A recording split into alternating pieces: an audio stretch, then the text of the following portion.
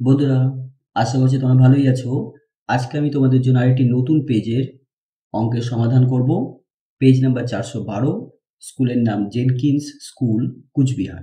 তো এই স্কুলের আজকে আমি কোয়েশ্চেন 1, 2 আর 3 এর সমাধান আলোচনা করব। এটা হচ্ছে পার্ট 1 ভিডিও, ঠিক আছে? তো চলো শুরু করা যাক। আজকে প্রথম প্রশ্ন, 1-এর দাগের 1। প্রশ্ন বলা হচ্ছে 5 বছরের সুদ ও আসলের অনুপাত 3:10 হলে সুদের হার হয়। দেখো বন্ধুরা, সুদের হার আমাদের এখানে বার করতে বলেছে। তো আমরা খুব সহজেই সূত্রের মাধ্যমে আমরা সুদের হার বার করতে পারি। যেহেতু এটা সরল সুদের অঙ্ক, তো এক্ষেত্রে আমরা সুদের হারের সূত্র লিখব। বার্ষিক সুদের হার অর্থাৎ R equals to 100 into I divided by P into T. এটা হচ্ছে পার্সেন্টেজে বেরোবে, শতকরাতে বেরোবে, যেখানে আই হচ্ছে সরল সুদ এবং সেই সরল সুদকে আমরা এখানে ধরে নিচ্ছি যে 3x টাকা। এখানে বলে দিয়েছে সুদ ও আসলের অনুপাত 3:10, অর্থাৎ সুদ যদি 3 টাকা হয় তাহলে আসলের পরিমাণ 10 টাকা। কিন্তু সুদ তো প্রকৃতপক্ষে 3 টাকা না, এটা অনুপাত দিয়েছে, ঠিক আছে? তো এই কারণে সুদের প্রকৃত পরিমাণকে আমরা ধরবো যে 3x টাকা। তাই এখানে আমরা লিখব সরল সুদ কত, 3x টাকা। আর পিটা হচ্ছে এখানে আসল, তাহলে আসল এখানে আমরা কত ধরবো, 10x টাকা। আর টি হচ্ছে সময়, এবং সময়টা এখানে আমাদের দিয়ে দিয়েছে 5 বছর, তাহলে 5 বছর। এবার বন্ধুরা এই মানগুলো এখানে বসিয়ে দাও, দেখো কত পাচ্ছ। তাহলে 100 ইন্টু আই এর মান হচ্ছে 3x, পি এর মান হচ্ছে 10x, ইন্টু টি এর মান হচ্ছে 5। তাহলে সর্বপ্রথমে x আর x কেটে দাও। এখানে 100 এর 0 আর 10 এর 0 কেটে গেল। 5 দিয়ে 5 দুগুণে 10, অর্থাৎ 3 দুগুণে 6%। তাহলে এই প্রশ্নের সঠিক উত্তর সি, 6%।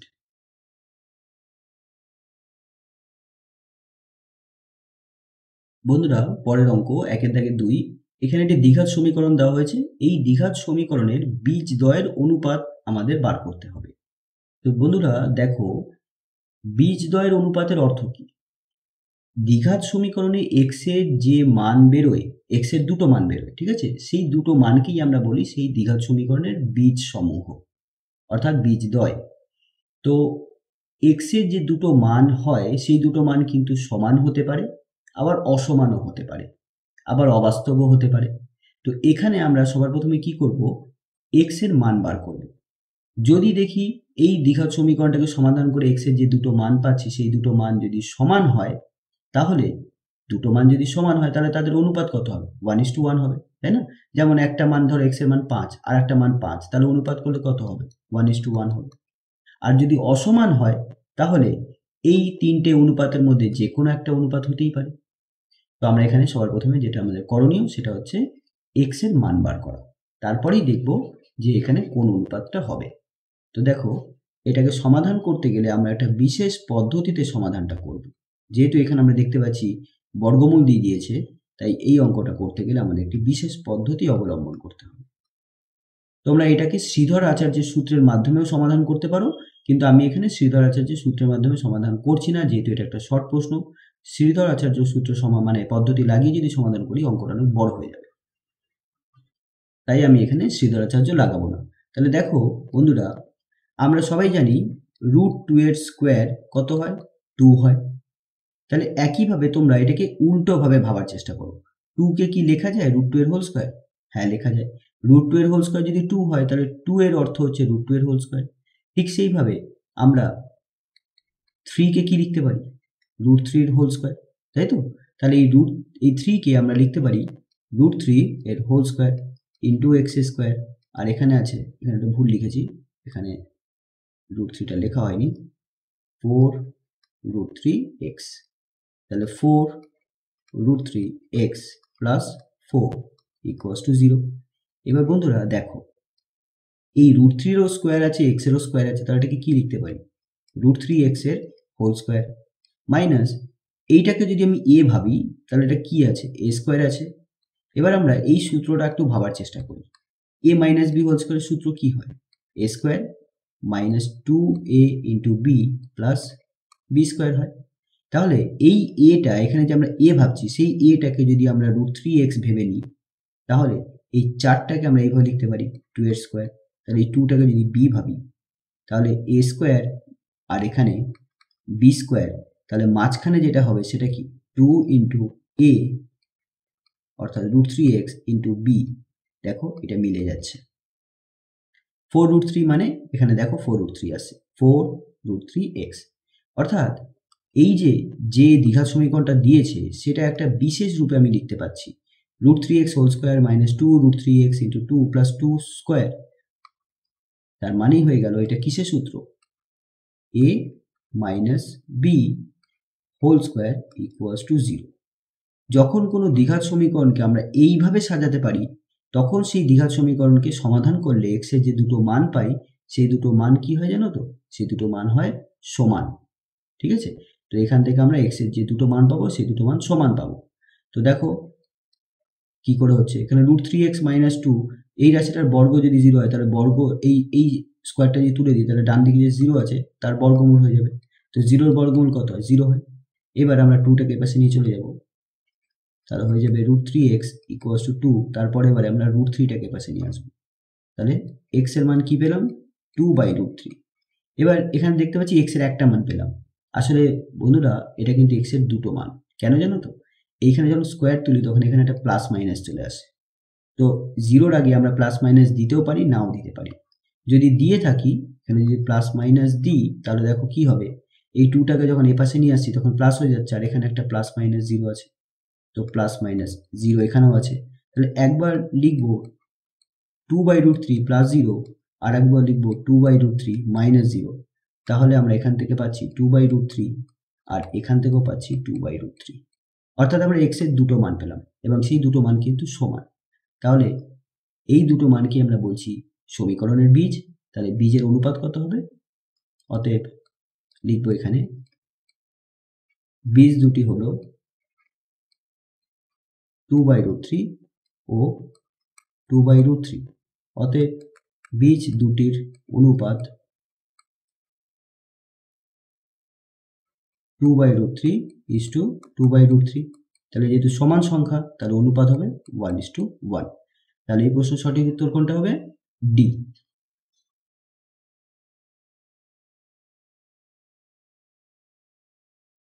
বন্ধুরা পরের প্রশ্ন 1-3 বলছে একটি লেদ মেশিনের বার্ষিক অবচয়ের হার R% হলে n বছর পর p টাকার লেদ মেশিনটির মূল্য হবে।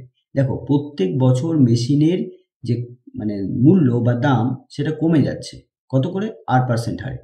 এবার n বছর পর, এখানে পরের কথা বলেছে, যখন পরের তথ্য বার করতে বলা হবে তখন সূত্রটা হবে ঠিক এরকম, p অর্থাৎ বর্তমান মূল্য ইন্টু 1, এবার আমরা প্লাসও দিতে পারি মাইনাসও দিতে পারি। যখন বৃদ্ধি পাবে, মূল্য যখন বৃদ্ধি পাবে তখন আমরা এখানে প্লাস লিখব, আর যখন হ্রাস পাবে তখন মাইনাস লিখব। এখানে যেহেতু হ্রাস বলেছে তাই এখানে মাইনাস লিখব। এবার এখানে লিখব R/100 whole to the power t। এইটা যেটা হলো, এটা কি আমরা বলছি যে n বছর পরের মূল্য। যখন পর বলবে, এই পর শব্দটা ব্যবহার করবে তখন কিন্তু সূত্রটা এরকম হবে। আর যদি বলে আগে, n বছর আগের মূল্য কত, তখন সূত্রটা এরকম হবে। দেখো যখন বলবে আগে তখন আমরা এখানে উপরে 100 লিখব, নিচে 100 প্লাস বা মাইনাস r। প্লাস হচ্ছে বৃদ্ধির জন্য আর মাইনাস হচ্ছে হ্রাসের জন্য, whole to the power t। আর যখন পর বলবে তখন আমরা সূত্রটা এইভাবে লিখতে পারি অথবা এইভাবে লিখতে পারি।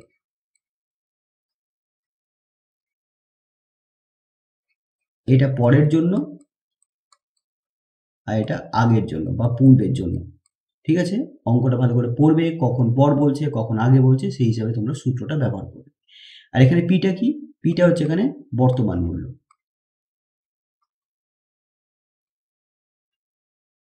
টিটা কি? টিটা হচ্ছে এখানে সময়, আর এই অঙ্কের ক্ষেত্রে সময়টা দিয়ে দিয়েছে n বছর। আরটা কি? আরটা হচ্ছে মূল্য বৃদ্ধি বা হ্রাসের হার, ঠিক আছে? তাহলে এখানে মূল্য হ্রাসের হার, ঠিক আছে? তাহলে এবার আমরা এখানে মানটা বসিয়ে দিই। এখানে এটাকে আমরা টি লিখে দিই, হ্যাঁ, আপাতত টি লিখে দিই। সূত্রটা টি এর আকারে লেখো, টি বছর পরের মূল্য P into 1 minus R by 100 to the T. এবার আমরা এখানে যদি মানগুলো বসিয়ে দিই, অতএব এন বছর পরের মূল্য কত হবে? P into 1 minus R by 100 whole to the power T এর জায়গায় এন বসিয়ে দেবো। দেখো কোন উত্তরটা মিলছে? হ্যাঁ, এই উত্তরটা মিলছে, তাই তো?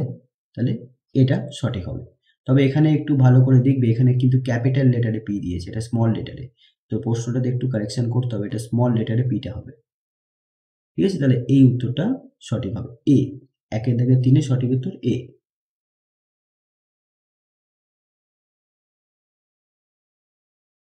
বন্ধুরা পরের প্রশ্ন বলছে এবিসিডি বৃত্তস্থ চতুর্ভুজের এবি হলো ও কেন্দ্রীয় বৃত্তের ব্যাস। তাহলে একটা বৃত্ত আঁকবো এবং সেই বৃত্তের ভিতরে আমরা একটা বৃত্তস্থ চতুর্ভুজ আঁকবো। এবার বৃত্তস্থ চতুর্ভুজ মানে হলো এমন একটা চতুর্ভুজ যার 4টে শীর্ষবিন্দু বৃত্তের পরিধির উপর থাকবে। তো আমরা এখানে সবার প্রথমে এবিটাকে অঙ্কন করব, আর এই বৃত্তের কেন্দ্র হচ্ছে ও, এটা হচ্ছে ব্যাস। ব্যাস মানে হচ্ছে এমন একটা রেখা যেটা বৃত্তের কেন্দ্র দিয়ে যায়, ঠিক আছে? এই প্রান্ত থেকে যেতে যেতে যেতে যেতে কেন্দ্র দিয়ে অতিক্রম করে যেতে যেতে এখানে গিয়ে ছেদ করলাম, ব্যাস। তাহলে এখান থেকে এতটাই হলো বৃত্তের ব্যাস। এবার এই এ বি সি ডি, এবার এখানে ধরো সি বিন্দু, এখানে ধরো নাও ডি বিন্দু আছে। তাহলে এবার এটাকে যুক্ত করো, সি এটাকে যুক্ত করো, ডি সি ডি এটাকে যুক্ত করো, তাহলে একটা চতুর্ভুজ পেলাম। তো এই চতুর্ভুজটা হলো বৃত্তস্থ চতুর্ভুজ। এবার বন্ধুরা যখনই তোমরা জ্যামিতির অঙ্ক করবে আর এই বৃত্তস্থ চতুর্ভুজের কথা উল্লেখ করবে, তখনই তোমাদের মাথায় এই জিনিসটা রাখতে হবে যে বৃত্তস্থ চতুর্ভুজের বিপরীত কোণগুলি সম্পূরক হয়, অর্থাৎ বিপরীত কোণগুলোর যোগফল 180 ডিগ্রি হয়, ঠিক আছে? এটা যখনই বৃত্তস্থ চতুর্ভুজের অঙ্ক দেবে এটা সবসময় তোমাদের মাথায় রাখতে হবে, মাথায় রেখে অঙ্কটা করতে হবে, তবেই কিন্তু অঙ্কটা করতে পারবে। এবার বৃত্তস্থ চতুর্ভুজ বিপরীত কোণগুলোর যোগফল 180 ডিগ্রি হওয়ার অর্থ হলো এ কোণের বিপরীতে সি কোণ আছে, তাহলে এ কোণ আর সি কোণ মিলে 180 ডিগ্রি হবে। একইভাবে বি কোণ আর ডি কোণের যোগফল 180 ডিগ্রি হবে, ঠিক আছে? তো এবার বাকিটা পড়ি। বলছে এবিসি কোণের মান 60 ডিগ্রি, তাহলে এ বি সি অর্থাৎ এই কোণটার মান 60 ডিগ্রি, এটা দিয়ে দিয়েছে। সিএডি সিএডি অর্থাৎ আমাদের এটা যুক্ত করতে হবে, এই কোণটার মান দিয়ে দিয়েছে 35 ডিগ্রি। তাহলে চেয়েছে বিসিডি বিসিডি অর্থাৎ এই পুরো কোণটার মান আমাদের এখানে বার করতে হবে। তো বন্ধুরা দেখো, এই কোণটার মান, পুরো কোণটার মান বার করার একটা সহজ উপায় হচ্ছে আমরা পুরো এ কোণটার মান বার করি। যদি এ কোণটার মান আমরা বার করে নিতে পারি তাহলেই কিন্তু এ কোণের মানটা 180 ডিগ্রি থেকে বাদ দিয়ে দিলেই আমরা পেয়ে যাব সি কোণের মান, অর্থাৎ বিসিডি কোণের মান। কারণ আমি এক্ষুনি বললাম যেহেতু এবিসিডি একটা বৃত্তস্থ চতুর্ভুজ, তাহলে তার বিপরীত কোণগুলোর যোগফল 180 ডিগ্রি হবে। তাহলে ধরে নাও এ কোণের মান বেরিয়েছে তোমার 50 ডিগ্রি, তাহলে সি কোণের মান 180 থেকে 50 বাদ দিয়ে দিলেই পেয়ে যাবো এরকমটা। তাহলে আমাদের এ কোণের মানটা বার করতে হবে। তো আমি এই কোণটার মান এক্স ধরে নিচ্ছি, ঠিক আছে? এটা যদি এক্স হয় তাহলে এই এ কোণের মানটা কত হবে? X plus 35। তাহলে এবার এক্স এর মানটা দরকার। এক্স এর মান পেয়ে গেলেই এক্স এর সাথে 35 যোগ করলেই আমি পেয়ে যাব পুরো এ কোণটার মান। এবার দেখো সেটাও বার করা খুব সহজ। এইখানে আমরা যে কোণটা দেখতে পাচ্ছি না, এই যে কোণটা এখান থেকে এতটা অর্থাৎ এ সি বি, এই কোণটার মান হয় কত জানো? 90 ডিগ্রি। কেন? কারণ এটা অর্ধবৃত্তস্থ কোণ। অর্ধবৃত্তস্থ কোণ কিরকম দেখতে হয়? যদি বৃত্তের ব্যাসের দুই প্রান্তবিন্দু, এটা ধরে নাও বৃত্তের ব্যাস, তাহলে এইটা হচ্ছে প্রান্তবিন্দু, এটা হচ্ছে প্রান্তবিন্দু। তো এই দুই প্রান্তবিন্দু দিয়ে বৃত্তের পরিধির উপর যে কোনো বিন্দু তুমি যদি যুক্ত করো তাহলে পরিধির উপর ওই বিন্দুতে যে কোণটা তৈরি হয় সেই কোণটাকে বলা হয় অর্ধবৃত্তস্থ কোণ এবং এর মান সবসময় হয় 90 ডিগ্রি। তো সেই হিসাবে বি আর এ ব্যাসের দুই প্রান্তবিন্দু আর সি ওই বৃত্তের পরিধির উপর অবস্থিত, তাহলে এ থেকে সি যুক্ত করার ফলে আর বি থেকে সি যুক্ত করার ফলে সিতে যে কোণটা তৈরি হলো সেই কোণটার মান 90 ডিগ্রি।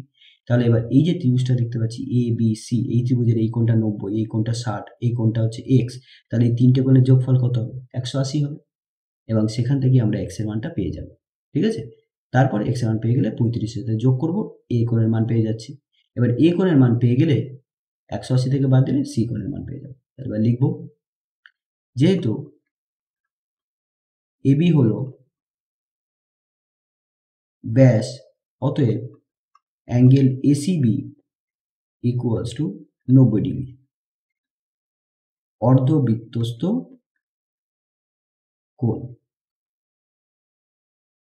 তাহলে এটা যদি 90 ডিগ্রি হয়, এবার লিখব, ধরি angle BAC equals to x degree, এই কোণটা, হ্যাঁ, বিএসি এক্স ডিগ্রি। অতএব ত্রিভুজ এবিসি এর ক্ষেত্রে তাহলে আমরা কি লিখতে পারি, x plus 90 plus 60 equals to 180 degree. তোমরা যদি ছবি আঁকো তাহলে বেশি কিন্তু লিখতে হয় না, ঠিক আছে। এই এক্স এর জায়গায় মানে আমরা এক্স লিখে দিচ্ছি ডাইরেক্ট, তোমাদের লিখতে হবে না যে বিএসি বা সিএবি, এটা লেখার দরকার নেই, প্রথমবারই আমরা এখানে এক্স লিখতে পারি। তাহলে এখানে এক্স 9 আর 6 15 অর্থাৎ 150 ডিগ্রি ইকুয়ালস টু 180 ডিগ্রি। 150 ডিগ্রিটা ওপাশে চলে যাবে, তাহলে পেয়ে যাচ্ছ 180 মাইনাস 150 ডিগ্রি অর্থাৎ পেয়ে যাচ্ছ 30 ডিগ্রি। তাহলে এক্স যদি 30 হয় তাহলে অ্যাঙ্গেল বিএডি এই পুরো কোণটার মান কত হবে, তাহলে 35 plus x, 35 degree plus x degree. তাহলে এক্স এর মান হচ্ছে পেলাম আমরা 30 ডিগ্রি, তাই তো। তাহলে 35 ডিগ্রি প্লাস 30 ডিগ্রি অর্থাৎ 65 ডিগ্রি। তাহলে বন্ধুরা এ কোণের মান যদি 65 হয় তাহলে সি কোণের মানটা মানে পুরো কোণটার মান 180 থেকে 65কে বাদ দিয়ে দেবো, তাহলে পেয়ে যাব। এখন যে কোণটার মান আমাদের বার করতে বলেছে বিসিডি, তাহলে বিসিডি মানে হয়ে যাচ্ছে 180 ডিগ্রি মাইনাস বিএডি। কেন, যেহেতু এবিসিডি হলো বৃত্তস্থ চতুর্ভুজ এবং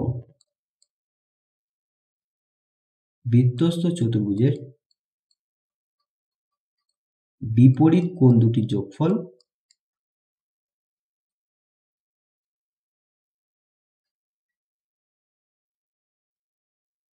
180 ডিগ্রি হয়। এই কারণে 180 থেকে আমরা বাদ দিচ্ছি। তাহলে এবার 180 ডিগ্রি মাইনাস 65 ডিগ্রি, তাহলে কত হবে 115 ডিগ্রি, তাই তো। মাইনাস করলে কত হচ্ছে 180 মাইনাস 65, 5 হাতে 1, তাহলে 1 1 5 অর্থাৎ 115 ডিগ্রি। তাহলে এই প্রশ্নের সঠিক উত্তর আমরা পেয়ে গেলাম 115 ডিগ্রি। তাহলে এখানে ডি অপশনটা কারেক্ট হবে।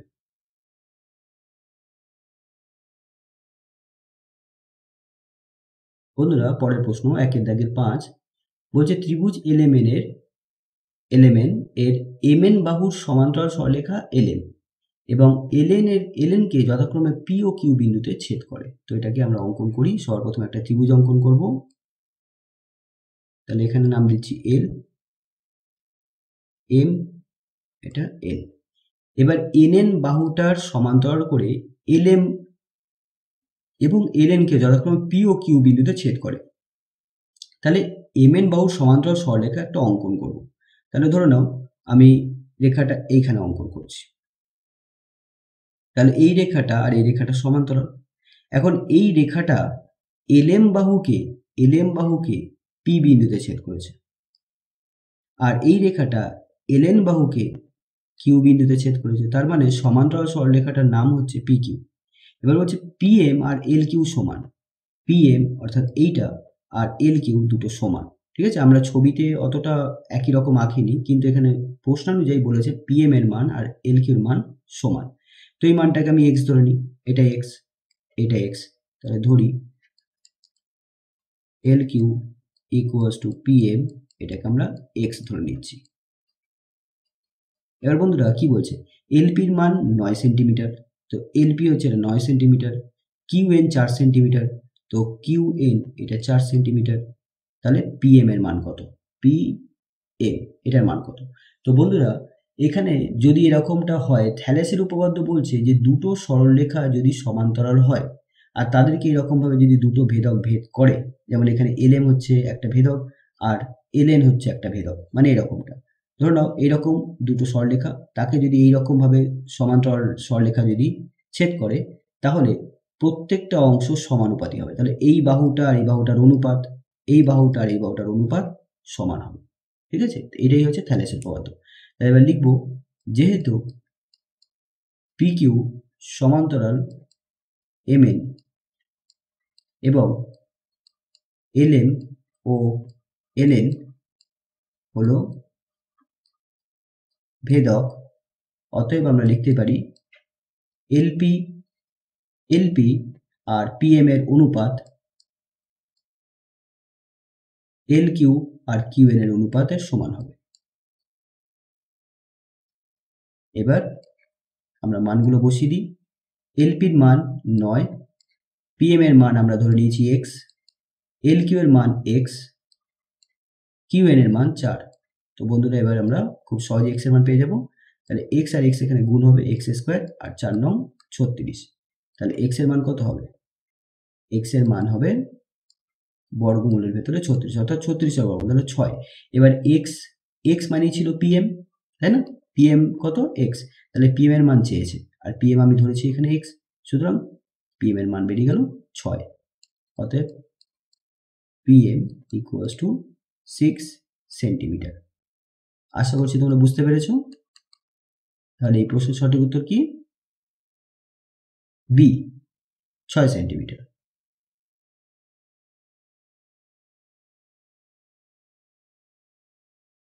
পরের প্রশ্ন 1 দাগে 6 বলছে, একটি গোলকের আয়তন ও বক্রতলের ক্ষেত্রফলের সাংখ্যমান সমান হলে ব্যাসার্ধের দৈর্ঘ্য হবে। দেখো অঙ্কটা খুবই সহজ একটা অঙ্ক, শুধু সূত্র জানলেই হয়ে যায়। যদি এরকম একটি গোলক হয়, যেমন ফুটবল, ঠিক আছে, বা লোহার বল, তো এই গোলকটার ব্যাসার্ধকে আমি যদি ধরে নিই আর, তাহলে এই গোলকের আয়তনের ফর্মুলা হয় 4/3 পাই আর কিউব ঘন একক। আর বক্রতল মানে এই বাঁকা তলটা, মানে উপরের তলটা, তো এই তলের ক্ষেত্রফলের ফর্মুলা হয় 4 পাই আর স্কোয়ার। এবার প্রশ্নানুসারে বলছে এই আয়তন আর এই বক্রতল এই দুটোর মান সমান।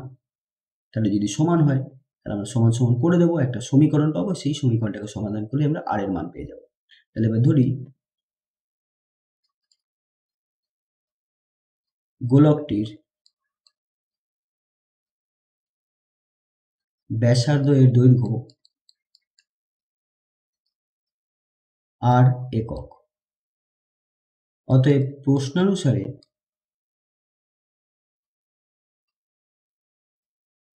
4/3 pi R cube equals to 4 pi R square. তো বন্ধু আমরা এই ব্যাপারে একটু বলে দিই, গোলকের আয়তন আর তার বক্রতলের ক্ষেত্রফল কখনোই সমান হওয়া সম্ভব নয়। কেন?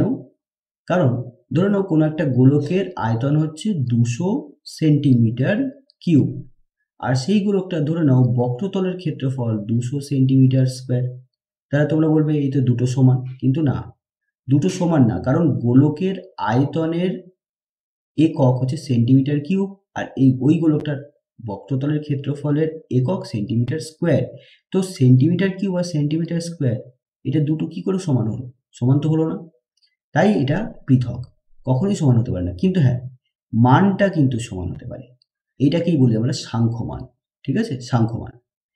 তো এইখানে সাংখ্যমানের কথাই বলা হয়েছে, আয়তন আর ক্ষেত্রফল কখনোই সমান হয় না, কিন্তু তাদের সাংখ্যমান সমান হতেই পারে। তো এখানে সাংখ্যমান সমান, তাই আমরা এখানে লিখলাম এইটা। এবার এখানে 4 কেটে গেল, পাই কেটে গেল, এখানে 3টে আর আছে, এখানে 2টো আর আছে, তাই 2টো আর কেটে যাবে, এখানে একটা আর থেকে যাবে। তাহলে উপরে থাকলো আর, নিচে থাকলো 3 ইকুয়ালস টু, এদিকে সবগুলো কেটে গেছে, তাহলে 1 হবে। তাহলে আর এর মান কত? এখানে 3-এর সাথে 1 গুণ হয়ে যাবে, অর্থাৎ 3 একক। তাহলে এখানে সঠিক উত্তর বি, 3 একক।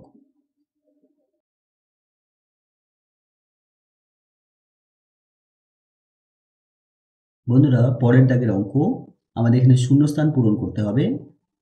প্রশ্নে বলা হচ্ছে, এটা প্রথম প্রশ্ন, লভ্যাংশ স্থির থাকলে, অর্থাৎ লাভের পরিমাণ স্থির থাকলে মূলধনের সঙ্গে সময়ের ড্যাশ সম্পর্ক বর্তমান। এটা হবে ব্যস্ত সম্পর্ক বর্তমান। ব্যস্ত সম্পর্ক মানে তোমরা নিশ্চয়ই জানো যে উল্টো সম্পর্ক। যদি ধরে নাও দুটো রাশির মধ্যে এমন সম্পর্ক হয়, দুটো রাশি যেমন ধরে নাও এক্স আর একটা ওয়াই, এখন এই দুটো রাশির মধ্যে ব্যস্ত সম্পর্ক বলতে আমি বুঝবো যদি এক্স এর মান বাড়াই আর ওয়াই এর মান যদি কমে যায়, তাহলে এই দুটো রাশির মধ্যে ব্যস্ত সম্পর্ক। অথবা এমনটা হতে পারে যে এক্স এর মান যদি আমি কমাই আর ওয়াই এর মান যদি বেড়ে যায়, তাহলে ব্যস্ত সম্পর্ক হবে।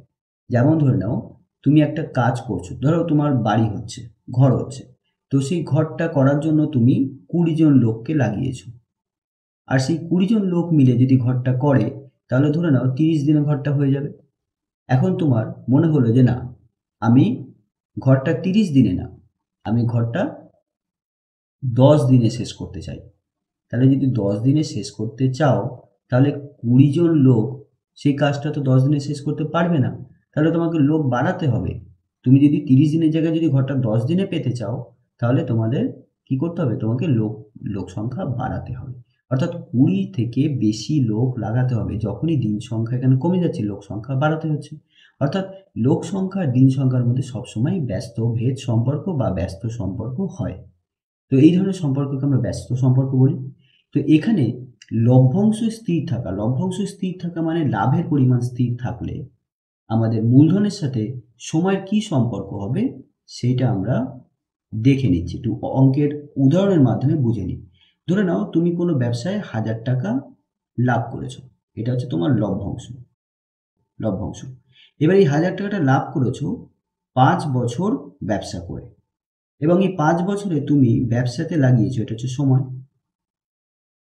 এই 5 বছরে তুমি ব্যবসাতে লাগিয়েছিলে ধরে নাও 4000 টাকা, তাহলে 4000 টাকাটা কি টাকা, মূলধন টাকা। এবার তুমি লাভটা 1000 টাকাই করতে চাও। কেন 1000 টাকা? কারণ এখানে বলে দিয়েছি লভ্যাংশটা স্থির। লভ্যাংশ স্থির হওয়ার অর্থ লভ্যাংশ পরিবর্তন করা যাবে না। তাহলে আগে 1000 টাকা লাভ করতে, এখনো 1000 টাকাই লাভ করছো। কিন্তু এই 1000 টাকা লাভ করছো মানে লাভ করতে চাও ধরে নাও 2 বছরে। প্রথমে 1000 টাকা লাভ করেছিলে 5 বছরে, তখন তোমাকে মূলধন নিয়োগ করতে হয়েছিল 4000 টাকা। কিন্তু এখন সেই 1000 টাকাই লাভ করতে চাও কিন্তু 2 বছরে। তাহলে বন্ধুরা খুব স্বাভাবিক ব্যাপার, তাহলে মূলধন কিন্তু 4000 টাকা নিয়োগ করলে হবে না, 4000 এর থেকে বেশি টাকা নিয়োগ করতে হবে, 4000 থেকে বেশি টাকা নিয়োগ করতে হবে। তাহলে সময় যখনই কমে গেল, মূলধনের পরিমাণ বাড়াতে হলো। ঠিক আছে? তাহলে একটা রাশির মান কমালে আর একটা রাশির মান বাড়ছে, এর অর্থ ব্যস্ত সম্পর্ক। তাহলে সময়ের সাথে মূলধন বা মূলধনের সাথে সময়ের ব্যস্ত সম্পর্ক বর্তমান।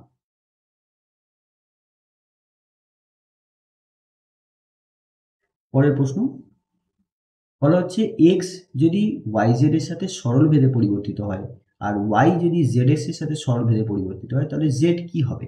তো বন্ধুরা দেখো, আমাদের এখানে জেড এর মান বার করতে হবে। তো এই সমীকরণে মানে এই ভেদ সম্পর্কে আর এই ভেদ সম্পর্কে আমরা কি দেখতে পাচ্ছি, কোনটা সাধারণ, মানে কোনটা দুটো সম্পর্কের মধ্যেই আছে?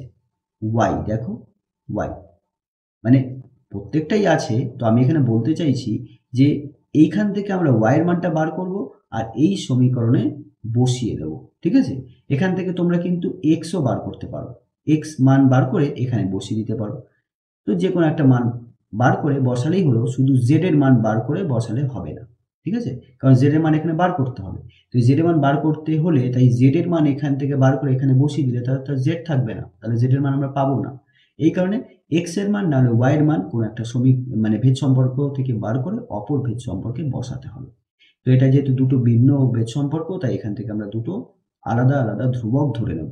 তাহলে এখানে এক্স ভেদ ওয়াই জেড আছে, তাহলে এখানে আমরা লিখব x equals to m Y z. ঠিক আছে? এম ওয়াই জেড, এখানে এমটা হচ্ছে অশূন্য ভেদ ধ্রুবক, তাহলে এক্স এর মানটা আমরা এখান থেকে বার করলাম। এইবার আমরা এই সম্পর্কটা লিখব ওয়াই ভেদ জেড এক্স। এবার এখানে আমরা এই ভেদটা তুলে দিয়ে এখানে একটা ধ্রুবক এন নিয়ে আসবো, এন ইন্টু জেড এক্স। এবার বন্ধুরা আমরা কি করব দেখো, এখানে এটাকে গুণ করে দিচ্ছি এন জেড, আর এক্স এর মানটা আমরা বসিয়ে দিচ্ছি। এক্স এর মান কি হবে? M Y Z, M Y Z. আর অবশ্যই এখানে উল্লেখ করে দেবে এম আর এন এটা হচ্ছে অশূন্য ভেদ ধ্রুবক সমূহ।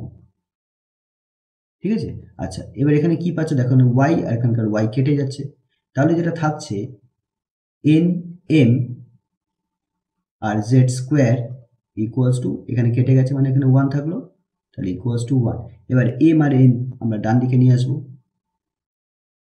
অর্থাৎ আমরা পাচ্ছি জেড স্কোয়ারের মান 1/mn। এবার স্কোয়ারটা যদি আমরা তুলে দিই তাহলে এখানে একটা প্লাস মাইনাস হয়ে যাবে আর এই রাশিটার বর্গমূল হয়ে যাবে। এবার লক্ষ্য করো এই এম আর এন ধ্রুবক, তাহলে এই পুরো রাশিটাও কিন্তু ধ্রুবক হবে, অর্থাৎ জেড এর মান এখানে কি বেরোলো, ধ্রুবক বেরোলো। তাহলে জেড ইকুয়ালস টু কি হবে, ধ্রুবক হবে। তাহলে এই শূন্যস্থানে আমাদের লিখতে হবে জেড হবে ধ্রুবক। এবার এই ধ্রুবকটা আবার তোমরা mn লিখে দিও না, মানে এইটা লিখে দিও না স্কোয়ার রুট 1/mn। কেন কেন লিখবে না, কারণ ধরো তুমি তো ধ্রুবক ধরেছো এম আর এন, অন্য কেউ এখানে ধ্রুবক ধরতে পারে k1 k2, এখানে ধরতে পারে পি কিউ, তাহলে যে যেরকম ধরবে সেই অনুযায়ী তার ধ্রুবকটা বেরোবে। সুতরাং এখানে আমরা সেই ধ্রুবকটা কিন্তু লিখবো না, শুধুমাত্র লিখবো ধ্রুবক।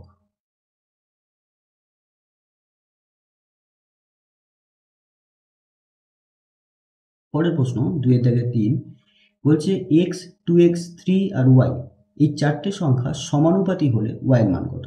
খুবই সহজ, সমানুপাতের অর্থ কি, সমানুপাতের অর্থ হচ্ছে এটা প্রথম সংখ্যা, এটা দ্বিতীয় সংখ্যা, তো এই প্রথম সংখ্যার সাথে দ্বিতীয় সংখ্যার অনুপাত সমান সমান তৃতীয় সংখ্যার সাথে চতুর্থ সংখ্যার অনুপাত।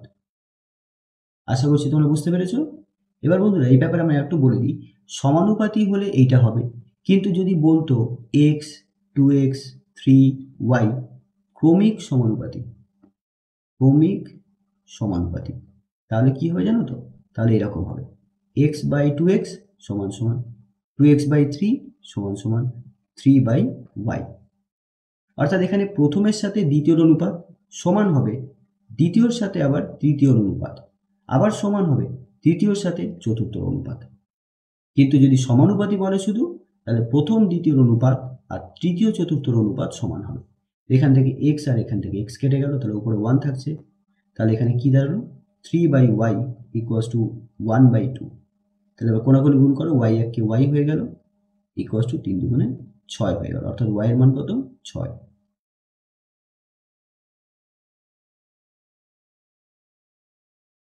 পরের প্রশ্ন 2-4 বলা হচ্ছে ত্রিভুজ এবিসি সমবাহু ত্রিভুজের, ত্রিভুজ এবিসি সমবাহু ত্রিভুজের, অর্থাৎ এবিসি হচ্ছে একটা সমবাহু ত্রিভুজ। এখানে প্রশ্নটা ঠিক ভাষায় দেয়নি, এখানে বলতে হতো সমবাহু ত্রিভুজ এবিসি এর পরিলিখিত বৃত্তের কেন্দ্র ও, পরিলিখিত মানে ঘেরা, মানে একটা ত্রিভুজ আছে সমবাহু ত্রিভুজ, তো এই ত্রিভুজটা বৃত্ত দ্বারা ঘেরা, অর্থাৎ বৃত্তের পরিধির ওপর এই ত্রিভুজে 3টে শীর্ষবিন্দু থাকবে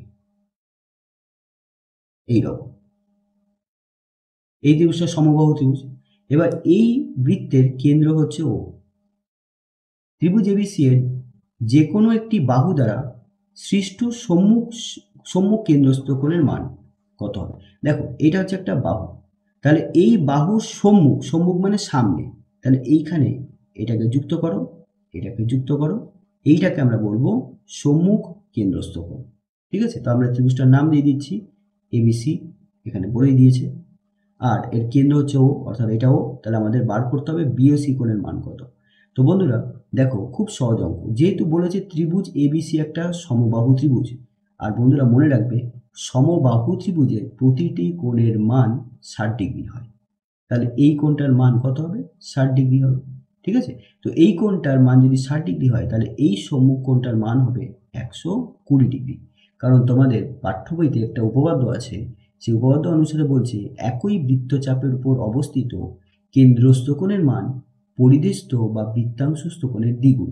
এখানে ও বিন্দুতে বি আর সি বিন্দু দ্বারা গঠিত যে কোণটা আছে এই কোণটা হলো কেন্দ্রস্থ কোণ, আর এ বিন্দুতে বি আর সি ওই একই বিন্দু দ্বারা গঠিত যে কোণটা হয়েছে বিএসি কোণ, এটাকে আমরা বলবো পরিধিস্থ কোণ বা বৃত্তস্থ কোণ।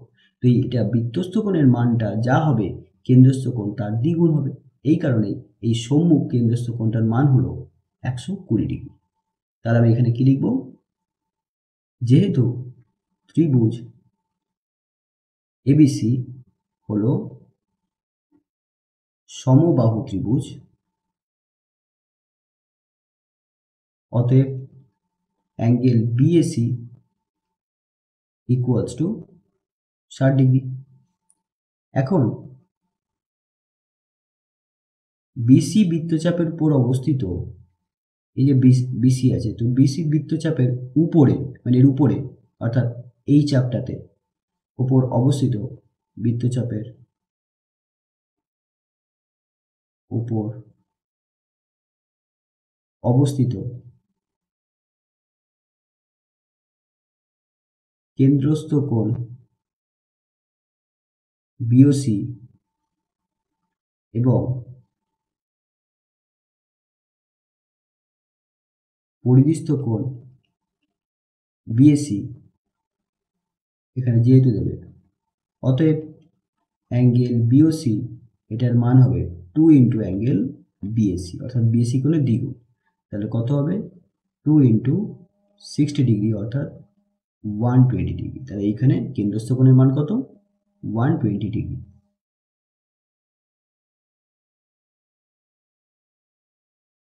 বন্ধুরা পরের অঙ্ক 2-5 প্রশ্নে বলা হচ্ছে দুটি বৃত্ত পরস্পরকে ছেদ বা স্পর্শ না করলে সর্বাধিক ড্যাশটি সাধারণ স্পর্শক থাকবে। এটার উত্তর হবে 4টি। দেখো আমি ছবির মাধ্যমে বোঝানোর চেষ্টা করছি। যদি দুটো বৃত্ত এরকম হয়,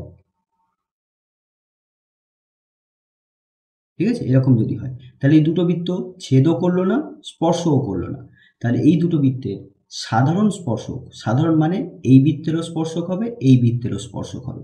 যেমন ধরে নাও এই স্পর্শকটা, এই স্পর্শকটা এই বৃত্তেরও স্পর্শক আর এই বৃত্তেরও স্পর্শক। স্পর্শক কাকে বলে? স্পর্শক হলো এমন একটা রেখা যেটা বৃত্তকে স্পর্শ করে যায়। তাহলে এই যে রেখাটা দেখতে পাচ্ছি, এই রেখাটা বড় বৃত্তকেও স্পর্শ করেছে, ছোট বৃত্তকেও স্পর্শ করেছে। তাহলে এই স্পর্শকটা বড় বৃত্তেরও স্পর্শক হবে, ছোট বৃত্তেরও স্পর্শক হবে। তাই এটা হচ্ছে সাধারণ স্পর্শক।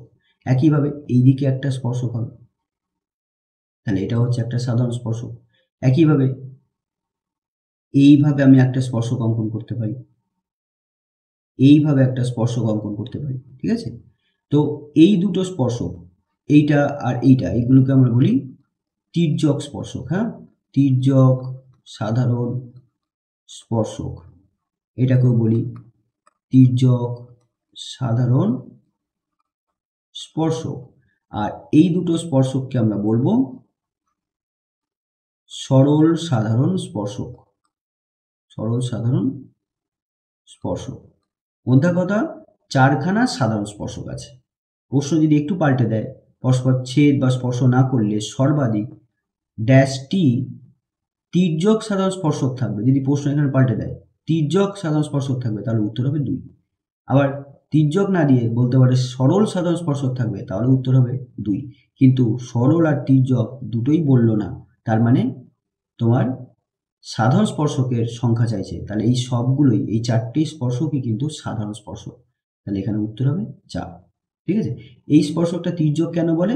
কারণ এই স্পর্শকটা বা এই স্পর্শকটা তির্যক কেন? কারণ এই বৃত্তের কেন্দ্র দুটোকে আমরা যদি যুক্ত করি, তাহলে এই কেন্দ্রদ্বয় সংযোজক রেখাকে এই দুটো স্পর্শক, এই স্পর্শকটা আর এই স্পর্শকটা ছেদ করছে, আর এই স্পর্শকটা কিন্তু ছেদ করছে না। তাই এইগুলো সাধারণ স্পর্শক। আর যে স্পর্শকগুলো বৃত্তের সংযোজক রেখাকে ছেদ করে তাদেরকে আমরা বলি তির্যক সাধারণ স্পর্শক। তো সুতরাং যাই হোক, এই প্রশ্নের উত্তর কত হয়? কত হলো? 4।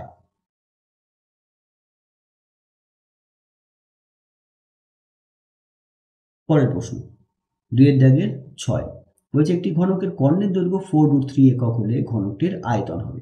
বন্ধুরা খুব সহজ একটা অঙ্ক, তোমরা নিশ্চয়ই জানো ঘনকের কর্ণের দৈর্ঘ্য সূত্র হয় বাহু √3। তো বাহুর দৈর্ঘ্য যদি আমি এ ধরে নিই, যদি এটা একটা ঘনক হয়, ঘনক মানে যেমন লুডো ছক্কা, তো এই লুডো ছক্কা যদি হয়ে থাকে, তাহলে এই লুডো ছক্কার কর্ণ বলতে বোঝায় কোনো একটা বিন্দু থেকে তার বিপরীত দিকের বিন্দু পর্যন্ত, মানে এটা আমি এই বিন্দুটা নিচে নিয়েছি, তার বিপরীত দিকের এই বিন্দুটা উপরে নিয়েছি, এইভাবে যদি যুক্ত করি তাহলে এই রেখাটাকে আমরা বলি কর্ণ। ঠিক আছে। কর্ণ। একইভাবে এই বিন্দু থেকে এর বিপরীতের এই বিন্দু যদি যুক্ত করি তাহলে এটাকে বলা হবে কর্ণ। তো এই কর্ণের দৈর্ঘ্য বাহুর উপর নির্ভর করে। প্রতিটা বাহুর দৈর্ঘ্য যদি আমি এ ধরে নিই তাহলে কর্ণের দৈর্ঘ্য হবে a√3। তাহলে এখানে লিখব a√3 ইকুয়ালস টু 4√3। এটা কি? এটা হচ্ছে ঘনকের প্রতিটি বাহুর দৈর্ঘ্য বা ধারের দৈর্ঘ্য, ঘনকের প্রতিটি ধারের দৈর্ঘ্য। এবার বন্ধুরা এখানে √3 কেটে গেল, তাহলে আমরা কত পাচ্ছি? a ইকুয়ালস টু 4 একক। এবার আয়তন চেয়েছে। আয়তন মানে এই ঘনকের ভিতরে কতটা জায়গা আছে। তাহলে তার ফর্মুলা হয় বাহুর কিউব। বাহু হচ্ছে এ, তাহলে এর কিউব হবে, এটা হচ্ছে আয়তন। তাহলে এবার আয়তন বার করব। আয়তন কত হবে?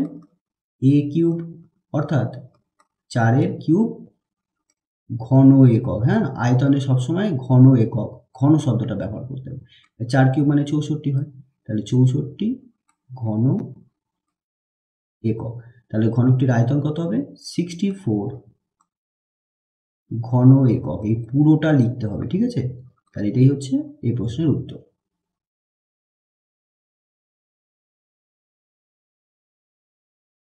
বন্ধুরা পরের দাগের অঙ্ক, আমাদের এখানে সত্য মিথ্যা লিখতে হবে, ঠিক আছে? তো দেখো প্রথম প্রশ্নে বলা হচ্ছে সকল অমূলদ সংখ্যা করণী নয়। অবশ্যই সকল অমূলদ সংখ্যা করণী হয় না, এটা হচ্ছে আমাদের সত্য হচ্ছে। এবার ব্যাপারটা একটু বলে নিই। অমূলদ সংখ্যা মানে কি সংখ্যা? অমূলদ সংখ্যা হলো এমন সংখ্যা যে সংখ্যাগুলোকে আমরা p/q আকারে লিখতে পারি না, আকারে লেখা যায় না। যেখানে p আর q হচ্ছে কি? p আর q হচ্ছে এখানে পূর্ণ সংখ্যা, আর q হচ্ছে শূন্য নয় এমন একটা পূর্ণ সংখ্যা। এবার এইভাবে মনে রাখাটা কিন্তু একটু মানে মনে তো রাখলাম কিন্তু বুঝলাম না অমূলদ সংখ্যাটা কি। আমি তোমাদের একটু সহজভাবে বলে দিই। অমূলদ সংখ্যা হচ্ছে এমন সংখ্যা যা কখনো শেষ হয় না, যা কখনো শেষ হয় না, এবং যার অঙ্কগুলো বারবার আসে না। বারবার আসে না মানে যেমন ধরে নাও 1.333333, এখানে দেখতে পাচ্ছি কি বারবার আসছে, এই রকম বারবার আসবে না, ঠিক আছে? এই ধরনের সংখ্যাকে আমরা বলবো অমূলদ সংখ্যা। যেমন 2.718243210578, এইরকম সংখ্যাকে আমরা বলবো অমূলদ সংখ্যা। তো এই সংখ্যাটা শেষ হয়নি, চলছে। তো এখানে এই সংখ্যার মধ্যে কি পার্থক্য আছে? এই সংখ্যাও চলছে, এই সংখ্যা অসম্পূর্ণ সংখ্যা, কখনো শেষ হবে না। এই সংখ্যাটাও কখনো শেষ হবে না। কিন্তু দুটো সংখ্যার মধ্যে পার্থক্য হচ্ছে এটাই, এখানে অঙ্কগুলো কিন্তু বারবার আসছে, এখানে কিন্তু কোনো অঙ্ক বারবার আসছে না, বারবার আসছে না। তাহলে এই ধরনের সংখ্যাকে বলবো আমরা অমূলদ সংখ্যা। তো যেমন 2 এর বর্গমূল, এটা একটা অমূলদ সংখ্যা। এটা তোমরা যদি বার করো তাহলে কখনোই তোমার এর প্রকৃত মান তুমি বার করতে পারবে না। এটা 1.414 এবং আরো চলতে থাকবে, ঠিক আছে? √3 এটা হচ্ছে করণী।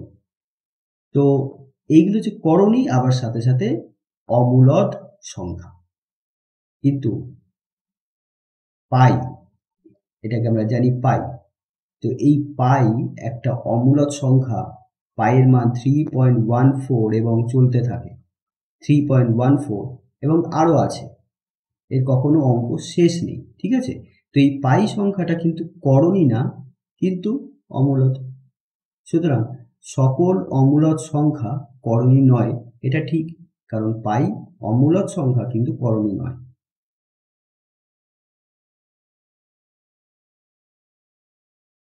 পরের প্রশ্ন, এই দ্বিঘাত সমীকরণের বীজদ্বয় সমান হলে m এর মান হবে +-2। তো এটা করে দেখি। তো বন্ধুরা কোনো দ্বিঘাত সমীকরণের বীজদ্বয় সমান হওয়ার শর্ত হচ্ছে নিরূপকের মান 0 হওয়া।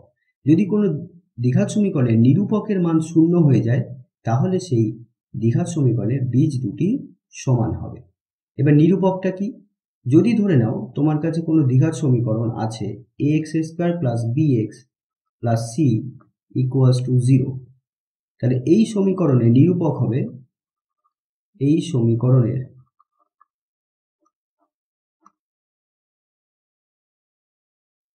নিরূপক হবে বি স্কোয়ার মাইনাস 4ac। তাহলে এটা হচ্ছে নিরূপক। তো এই বি স্কোয়ার মাইনাস 4ac-র মান যদি শূন্য হয় তবে এই দ্বিঘাত সমীকরণের x এর দুটো মান অর্থাৎ এই সমীকরণের বীজ দুটি সমান হবে। তাহলে এবার এই সমীকরণটাকে যদি এই সমীকরণের সাথে যদি তুলনা করি তাহলে a পাচ্ছি 1, x স্কোয়ারের পাশে যেটা আছে সেটা 1, b পাচ্ছি -2m আর c পাচ্ছি 4। এবার বি স্কোয়ার মাইনাস 4c অর্থাৎ নিয়ামক বা নিরূপকের মান আমরা বার করব আর বার করে দেখব এখানে 0 আসে কিনা। ঠিক আছে, তাহলে এবার আমরা এটা করি। তাহলে এখান থেকে আমরা কি পাচ্ছি, a equals to 1, b equals to -2m, c equals to 4। অতএব প্রদত্ত সমীকরণের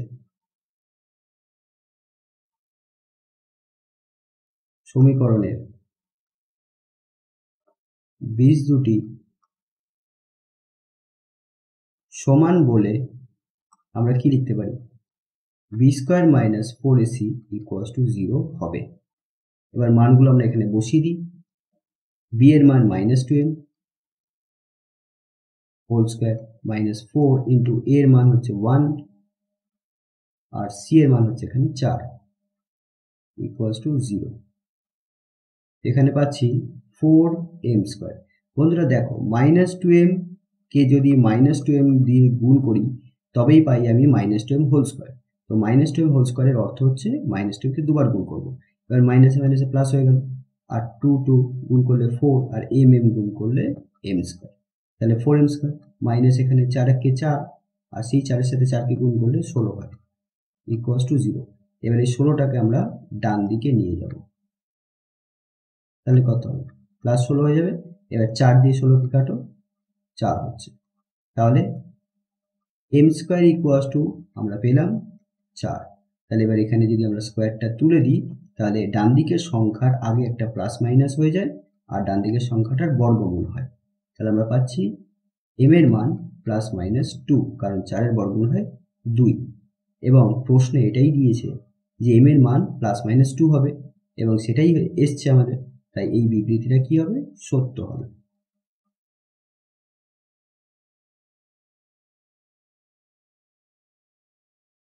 বন্ধুরা পরের অঙ্ক 3-এর দাগে 3 বলা হচ্ছে নির্দিষ্ট পরিমাণ অর্থের নির্দিষ্ট সুদের হারে 6 মাস অন্তর দেয় চক্রবৃদ্ধি সুদ সর্বদা 3 মাস অন্তর দেয় চক্রবৃদ্ধি সুদের চেয়ে বেশি হবে। তো এই বিবৃতিটা মিথ্যে হবে। কেন, ব্যাপারটা একটু বোঝার চেষ্টা করো। দেখো, নির্দিষ্ট সুদের হারে 6 মাস অন্তর দেয় চক্রবৃদ্ধি সুদ, এর অর্থ কি? এর অর্থ হচ্ছে 6 মাস অন্তর অন্তর চক্রবৃদ্ধি সুদ দিতে হচ্ছে। ঠিক আছে, বা তুমি কোথাও থেকে টাকা ধার নিলে, তো সেখানে যখন টাকা শোধ দেবে সেখানে তো তোমাকে সুদ দিতে হবে। তো সেই সুদটা 6 মাস অন্তর অন্তর দিতে হচ্ছে। আবার সেটা হতে পারে 3 মাস অন্তর অন্তর সুদ দিতে হচ্ছে, অর্থাৎ আমি বলতে পারি এটা ইনস্টলমেন্ট বা কিস্তি। তুমি 6 মাস অন্তর অন্তর ব্যাংকের টাকা শোধ করছো, আর এটাও হতে পারে যে তুমি 3 মাস অন্তর অন্তর ব্যাংকের টাকা শোধ করছো। তো যদি এমনটা হয় যে তুমি ব্যাংকের ধার 6 মাস অন্তর অন্তর শোধ করছো, তাহলে সেক্ষেত্রে যে সুদ দিতে হবে তোমাকে, যদি সেটা 3 মাস অন্তর অন্তর যদি ব্যাংকের 3 মাস অন্তর অন্তর যদি তুমি কি করছো, সুদ দিচ্ছ, যদি ব্যাংকে টাকা শোধ দিচ্ছ, তাহলে সেক্ষেত্রে তোমাকে কিন্তু বেশি সুদ দিতে হবে। ব্যাপারটা একটু বোঝার চেষ্টা করো। দেখো, 6 মাস অন্তর অন্তর চক্রবৃদ্ধি সুদ দেওয়ার অর্থ হলো তুমি বছরে 2 বার কিস্তি দিলে, অর্থাৎ 2 বার তোমার ইনস্টলমেন্ট হলো। একবার সারা বছরটাকে তুমি 2 ভাগে ভাগ করে দিলে, এটা প্রথম 6 মাস, এটা দ্বিতীয় 6 মাস। তাহলে প্রথম 6 মাস পরে তুমি একবার এখানে কিস্তি দিলে, পরের 6 মাসে আর একবার কিস্তি দিলে, 2 বার কিস্তি দিলে। অর্থাৎ চক্রবৃদ্ধি সুদের ক্ষেত্রে কি হয়, প্রথমে ধরো তুমি 100 টাকা নিয়েছিলে এবং 100 টাকার 10% হারে তোমাকে এখানে 110 টাকা দিতে হয়েছিল। সুদের হার কত, 10%। তাহলে 10% হারে 100 টাকায় সুদ কত হয়, 10 টাকা। তাহলে তোমার এখানে সুদ আসল কত হবে, 6 মাস পর 110 টাকা। এবার চক্রবৃদ্ধি সুদের ক্ষেত্রে তোমরা সবাই জানো, যেটা সুদ আসল হয় সেই সুদ আসলটাকেই আসল হিসাবে ধরে আবার সুদ বার করতে হয়।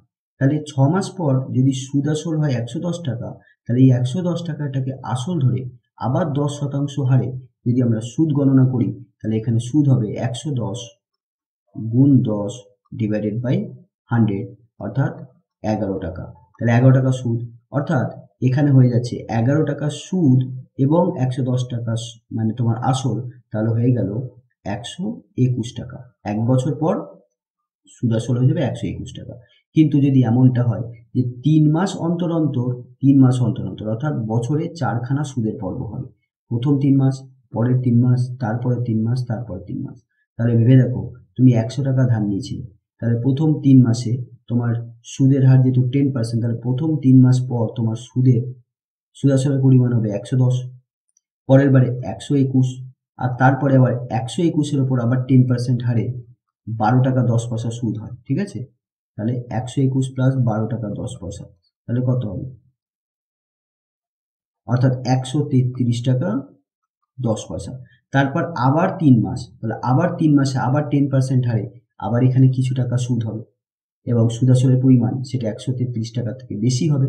সুতরাং বুঝতেই পারছো, 100 টাকা ধার নিয়ে যদি 6 মাস অন্তর অন্তর যদি তুমি চক্রবৃদ্ধি সুদ দাও বা সুদ আসল দাও, তাহলে সেক্ষেত্রে তোমার সুদ আসলের পরিমাণ বা চক্রবৃদ্ধি সুদের পরিমাণ যা হবে, যদি সেখানে তুমি 3 মাস অন্তর অন্তর দাও, তাহলে সেখানে কিন্তু চক্রবৃদ্ধি সুদের পরিমাণ বেশি হবে, কারণ এখানে কিস্তির সংখ্যা বেড়ে যাচ্ছে। কিস্তির সংখ্যা বেড়ে গেলেই সুদের পরিমাণটা কিন্তু বেড়ে যাবে। তো এই অর্থে 3 মাস অন্তর দেয় চক্রবৃদ্ধি সুদের পরিমাণ সবসময় বেশি হবে 6 মাস অন্তর দেয় চক্রবৃদ্ধি সুদ থেকে। ঠিক আছে, কখন? যখন আসলের পরিমাণ এবং সুদের হার একই থাকে বা নির্দিষ্ট থাকে। তো এই অঙ্কটা এখানে উত্তর হবে মিথ্যে। 6 মাস অন্তর দেয় চক্রবৃদ্ধি সুদ কখনোই 3 মাস অন্তর দেয় চক্রবৃদ্ধি সুদের থেকে বেশি হবে না।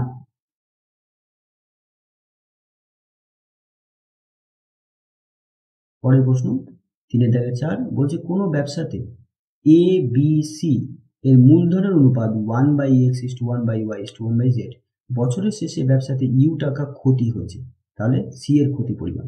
তো বন্ধুরা, এই ধরনের অঙ্ক করতে গেলে আমাদের সবার প্রথমে যে অনুপাতটা দেওয়া হয় সেই অনুপাতটা যদি ভগ্নাংশ আকারে থাকে, তাহলে সেইটাকে আগে আমাদের পূর্ণ সংখ্যার অনুপাতে নিয়ে আসতে হয়।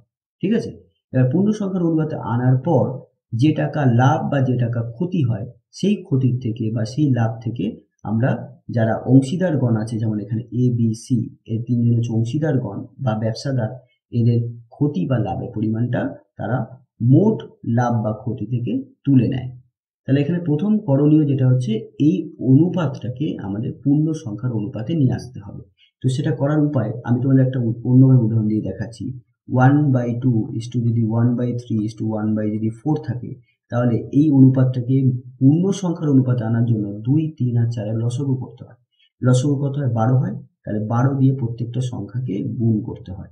ঠিক আছে, লসাগু দিয়ে প্রত্যেকটা সংখ্যাকে গুণ করতে হয়। তাহলে যখনই গুণ করব না, তখন দেখো কি হয়, খুব মজার ব্যাপার। এখানে 6 হয়ে যাচ্ছে, এখানে 4 হয়ে যাচ্ছে, আর এখানে 3 হয়ে যাচ্ছে। তাহলে পূর্ণ সংখ্যা চলে আসলো, আর ভগ্নাংশ থাকলো না। তো এখানে আমরা সেটাই করব। তাহলে এ বি সি এর মূলধনের অনুপাত কত হলো? এ বি সি এর মূলধনের অনুপাত 1/x:1/y:1/z। তাহলে এখানে লসাগু কত হবে? x গুণ y গুণ z। তাহলে প্রত্যেকটা সংখ্যাকে x, y আর z এর গুণফল দিয়ে গুণ করব, x, y, z, এটাই হচ্ছে লসাগু। তাহলে এখানেও 1/y into X Y Z, আর এখানেও 1/z into X Y Z গুণ করা হলো। তাহলে এবার এক্স এক্স কেটে গেল, ওয়াই ওয়াই কেটে গেল, জেড জেড কেটে গেল। তাহলে যেটা দাঁড়ালো Y Z is to x Z, এখানে হচ্ছে Y Z is to x Z is to x Y. এবার বন্ধুরা আমরা আনুপাতিক সমষ্টি বার করব। ঠিক আছে, আনুপাতিক সমষ্টি। তাহলে কত হবে? তিনটে মানকে যোগ করে দাও, y Z plus x Z, বা এটাকে জেড এক্সও লিখতে পারি, প্লাস এক্স ওয়াই, এত টাকা। এবার এই টাকা, এইটা হচ্ছে মানে তোমার আনুপাতিক সমষ্টি। এবার এই আনুপাতিক সমষ্টির মধ্যে সি এর পরিমাণটা কত? X y. তাহলে ইউ টাকা যদি ক্ষতি হয়, তাহলে ইউ টাকার মধ্যে কত টাকা ক্ষতি সি পাবে? তাহলে এখান থেকে আমরা খুব সহজেই বার করে নিতে পারবো যে সি এর ক্ষতির পরিমাণ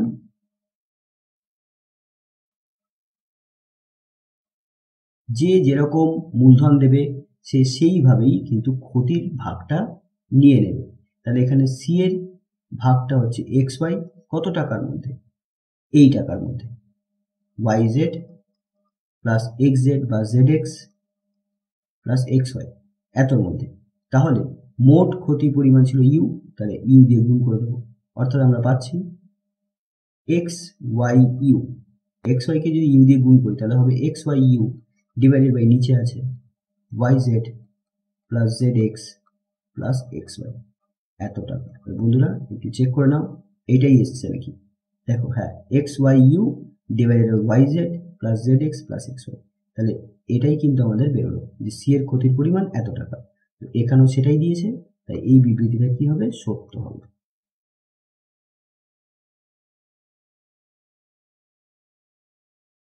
বন্ধুরা পরের অঙ্ক 3-5 বলছে দুটি শঙ্কুর উচ্চতা সমান হলে তাদের আয়তনের অনুপাত ইকুয়ালস টু ব্যাসার্ধ দ্বয়ের অনুপাত হবে।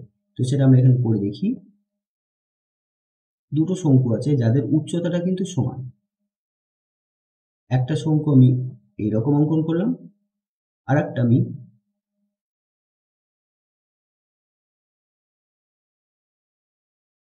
এইরকম অঙ্কন করলাম। এই দুটো শঙ্কুরই উচ্চতা এইটা এইচ, ঠিক আছে, এটার উচ্চতাও এইচ, এই শঙ্কুটারও উচ্চতা এইচ। এবার এই শঙ্কুটার ভূমির ব্যাসার্ধ আমি ধরে নিচ্ছি স্মল আর, এই শঙ্কুটার ভূমির ব্যাসার্ধ ধরে নিচ্ছি ক্যাপিটাল আর। তাহলে আমরা এই শঙ্কুটার আয়তন কি লিখবো? তাহলে এবার লিখবো, ধরি, দেখো কি হয়, ধরি শঙ্কু দুটির উচ্চতা এইচ, শঙ্কু দুটির প্রত্যেকটির উচ্চতা এইচ একক, এবং তাদের ব্যাসার্ধ যথাক্রমে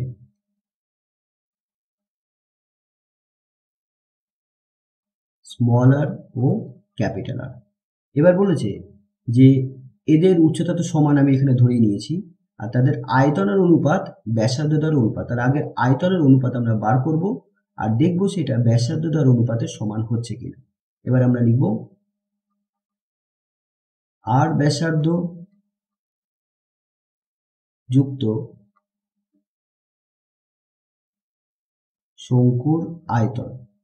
তো বন্ধুরা শঙ্কুর আয়তনের সূত্র হয় 1/3 পাই ইন্টু ব্যাসার্ধের স্কোয়ার ইন্টু উচ্চতা। তাহলে এই হিসাবে এই শঙ্কুর আয়তন হবে 1/3 pi capital R square into উচ্চতা।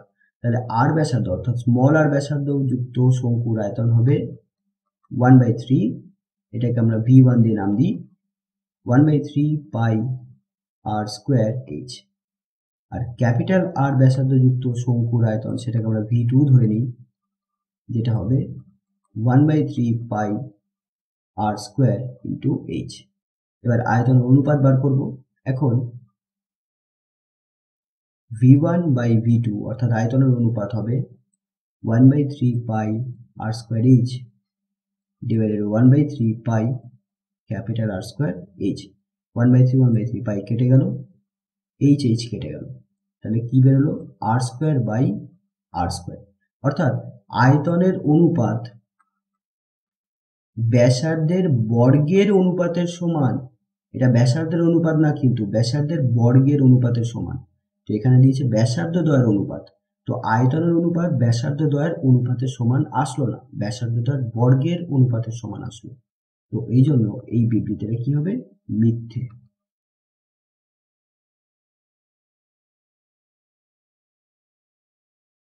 বন্ধুরা পরের প্রশ্ন 3-6 বলছে এবি ও সিডি দুটি সমান্তরাল জ্যায়ের প্রত্যেকটি দৈর্ঘ্য 16 সেন্টিমিটার। বৃত্তটির ব্যাসার্ধ দৈর্ঘ্য 10 সেন্টিমিটার হলে জ্যা দুটির মধ্যে দূরত্ব হবে 5 সেন্টিমিটার। খুব সহজ অঙ্ক, কিন্তু খুব ইম্পর্টেন্ট একটা অঙ্ক। দেখো দুটো সমান্তরাল জ্যা। বন্ধুরা একটি বৃত্তের দুটো সমান জ্যা এবং যদি সেটা সমান্তরালও হয় তবে সেই দুটো জ্যা সবসময় বৃত্তের কেন্দ্রের বিপরীত পার্শ্বে থাকবে। একটা জ্যা এখানে আর একটা জ্যা এখানে। তো একটা জ্যার নাম দিচ্ছি আমি এখানে, এটা এবি, আর এই জ্যাটার নাম দিচ্ছি সিডি। এখন এই দুটো জ্যার প্রত্যেকটা দৈর্ঘ্য 16 সেন্টিমিটার, তাহলে এবির পরিমাপ আর সিডি পরিমাপ প্রত্যেকটা দৈর্ঘ্য 16 সেন্টিমিটার। বৃত্তের ব্যাসার্ধ, তো এটা বৃত্তের কেন্দ্রটাকে আমি ও ধরে নিই, তাহলে এবার এটাকে যদি আমি যুক্ত করি বা এটাকে যদি যুক্ত করি তাহলে এটাই হবে ব্যাসার্ধ, ঠিক আছে, এটাই হবে ব্যাসার্ধ। তাহলে এখানে ওবি ইকুয়ালস টু ওডি, এটা হচ্ছে বৃত্তের ব্যাসার্ধ, এটাকে আর ধরে নিচ্ছি, তো সেই আর এর মানটা বলে দিয়েছে 10 সেন্টিমিটার। এবার বন্ধুরা এই জ্যা দুটোর মধ্যে দূরত্ব 5 সেন্টিমিটার হবে কি হবে না সেটা আমরা দেখব। তাহলে এই যে রেখাটা অঙ্কন করলাম, যেটা এই বিন্দুটাকে ডি মানে ই বিন্দুতে ছেদ করেছে, তোমরা ই বিন্দু,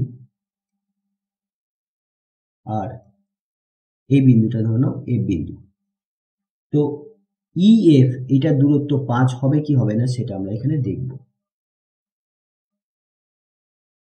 ঠিক আছে। এবার দেখো এটা করার জন্য আমি এখানে কি করব, তোমাদের পাঠ্য বইতে 32 নম্বর একটা উপপাদ্য আছে, সেই উপপাদ্য অনুসারে আমরা বলতে পারি যে জ্যায়ের উপর বৃত্তের কেন্দ্র থেকে যদি কোনো রেখা মানে লম্ব যদি অঙ্কন করি তাহলে সেটা এই জ্যাটাকে সমান দুভাগে ভাগ করবে, অর্থাৎ এই আর বিই সমান হবে।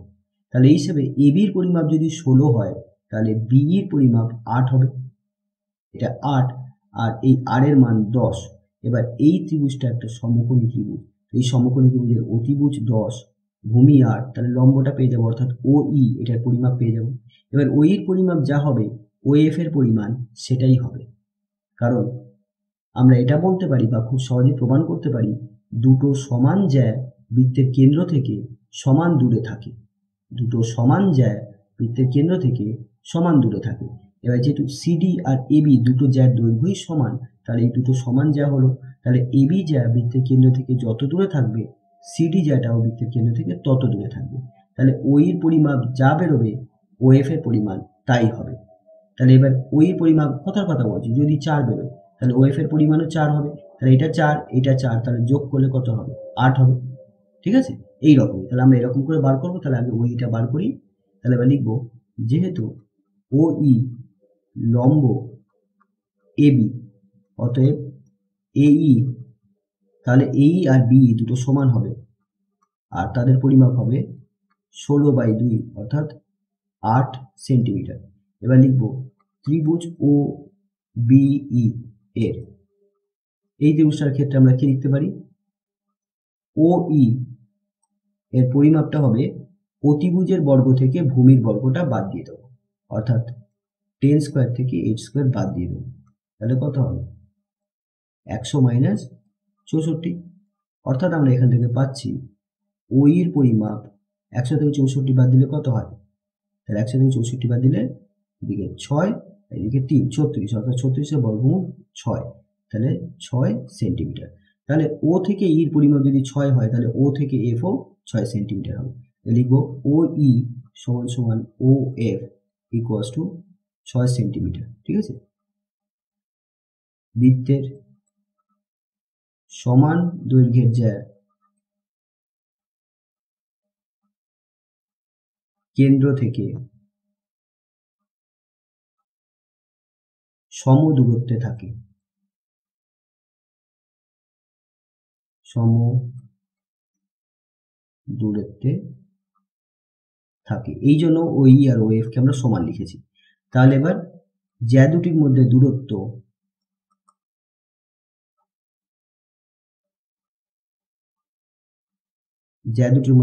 তাহলে কত হবে, যেটা হচ্ছে ইএফ, ঠিক আছে। এইখান থেকে এতটা হচ্ছে জ্যা দুটোর মধ্যে দূরত্ব, তাহলে ইএফ ইকুয়ালস টু কি হবে, ইএফ ইকুয়ালস টু হবে 6 + 6 অর্থাৎ 12 সেন্টিমিটার। কিন্তু এখানে কি বলেছে, এই জ্যা দুটোর মধ্যে দূরত্ব কত 5 সেন্টিমিটার, তাহলে আমরা পেলাম 12 সেন্টিমিটার, সুতরাং এটা মিথ্যে।